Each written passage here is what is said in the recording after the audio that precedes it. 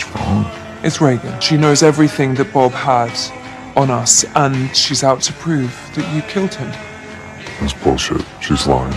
No, she's not. Listen, I've been thinking for hours, and I'm gonna resign.